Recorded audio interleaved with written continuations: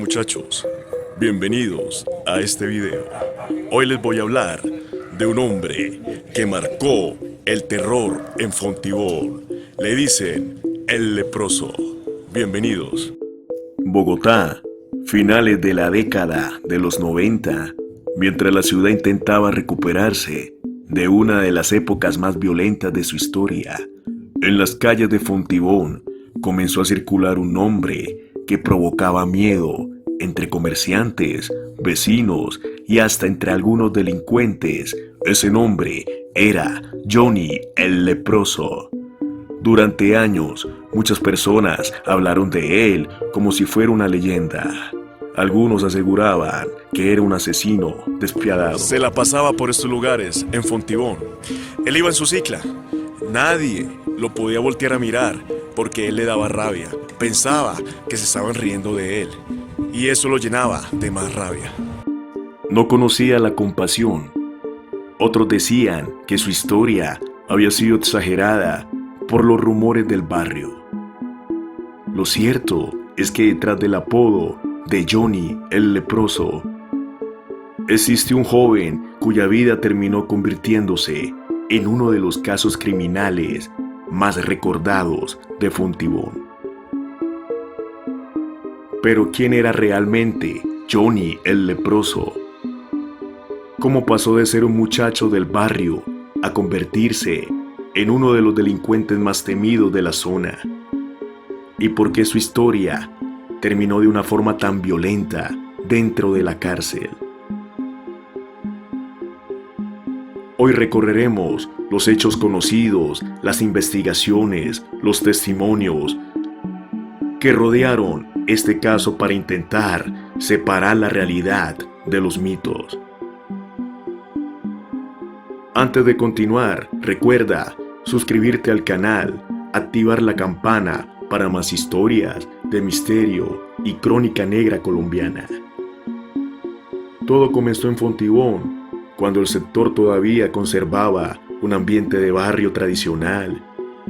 Sus calles eran transitadas por trabajadores, estudiantes, comerciantes, que intentaban vivir con tranquilidad. Sin embargo, como ocurría en muchas zonas de Bogotá, durante aquella época, también existían pandillas, robos, enfrentamientos constantes. Entre esos jóvenes comenzó a hacerse conocido un muchacho llamado John Jairo Moreno Torres, quien más tarde sería conocido por todos como Johnny el Leproso. Su apodo no tenía relación con la enfermedad de lepra. Según las versiones más difundidas, provenía de una cicatriz o deformación causada por una fuerte quemadura en una de sus piernas.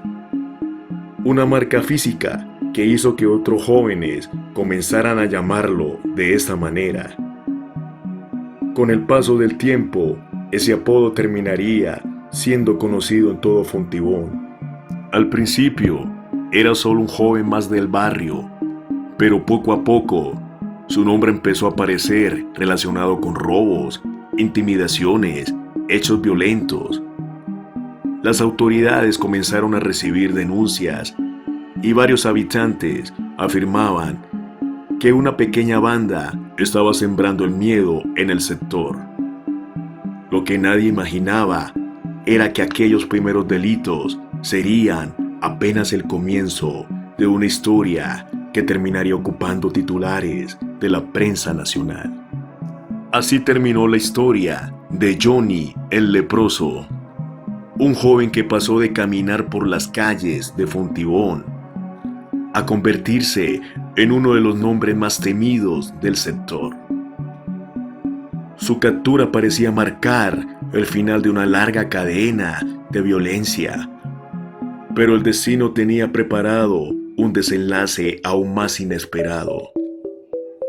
Pocas horas después de ingresar a la cárcel La Modelo, Johnny murió tras ser agredido por otros internos. Su vida terminó de forma violenta, sin alcanzar a responder muchas de las preguntas que todavía rodeaban su caso. Con su muerte, también quedaron historias rumores, versiones que nunca pudieron comprobarse por completo. Con el paso de los años, su nombre dejó de aparecer en los titulares de los periódicos, pero no desapareció de la memoria de quienes vivieron esa época. En Fontibón, aún hay personas que recuerdan aquellos días con temor y cuentan como el simple hecho de escuchar el apodo de Johnny el Leproso era suficiente para que muchos evitaran salir de sus casas durante la noche.